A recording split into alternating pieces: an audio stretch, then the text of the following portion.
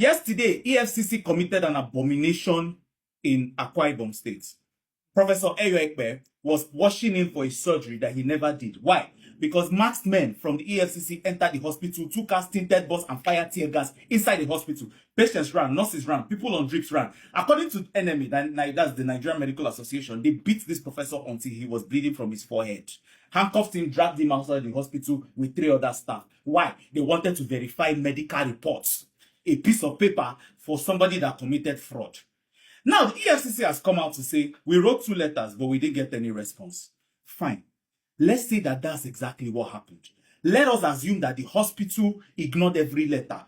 Tell me, in what country does an unanswered letter justify tear gas in a ward? In what world does the answer to "we are not replying your emails" become poop marksmen with 2 buses into a place where people are fighting for their lives? There's a thing called court order. There's a thing called subpoena. There's a thing called the rule of law. None of these things require beating up a medical practitioner. And here's the thing nobody is even saying. Here's the part nobody is even saying. This Professor Ekpe had a patient on the table. We don't know that person's name. We don't know if they have children. We don't know if they made it. But we already know that the person is already a casualty. This person is one of the casualties of yesterday. Let me also tell you other casualties. Every other single patient who was supposed to be on the surgeon's list this week is casualty. The pregnant woman was supposed to be wheeled into a different theater when tear gas was fired in the corridor is already a casualty. The dialysis patient who could not get his dialysis done yesterday because staff scattered, casualty. The newborn in Niku, whose nurses ran to abandon them because of they are trying to save themselves, casualties. When you attack a hospital, you're not just attacking one man. You're injuring everybody he was about to save. You're injuring every other doctor in that building. It's simple maths. Simple. But there's even the longer one. We have less than 80 cardiothoracic surgeons for 220 million Nigerians. Other countries like USA has over 4,000 for 330 million people. Uyo has only 1, which is this particular surgeon. The entire state has lost its surgery capacity in 1 afternoon because of the EFCC. So when a young doctor in Abuja is seeing this video now, 28, what do you want them to do next? Open their laptop and jackpot. We've lost that person too. We're not just losing Professor Ekpe today, oh. Yes. We're losing every other person, every other doctor who has watched this and decided that Nigeria is not safe for them anymore. How many doctors do we have in this country?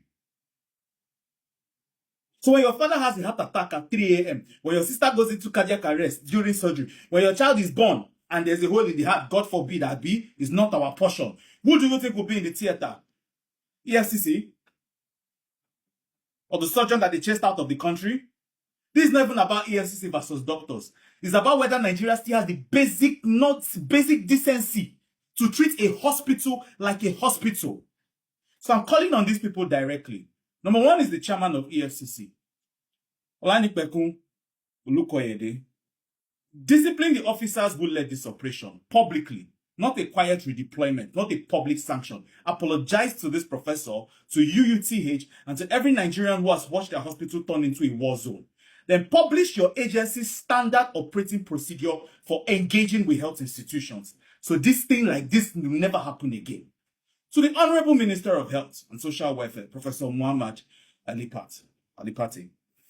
Hospitals must be declared protected zones in law, the same way we treat schools and places of worship. Bring the bill and the medical community will stand with you. To the President, your administration cannot ask doctors to stay when our agencies are hunting them inside our own theaters. 1 word from you fixes this. We are waiting for that word. The enemy is currently on strike in Akwa Ibom as we speak. Patients are being turned away from a hospital. People whose life, the cost of yesterday is already being counted in lives. The longer this drags, the higher that count goes. We cannot save Nigerian lives if the people trying to save them are not safe in the same building that we built for them to do that work. Respect the hospital, respect the white coat. Everybody will leave.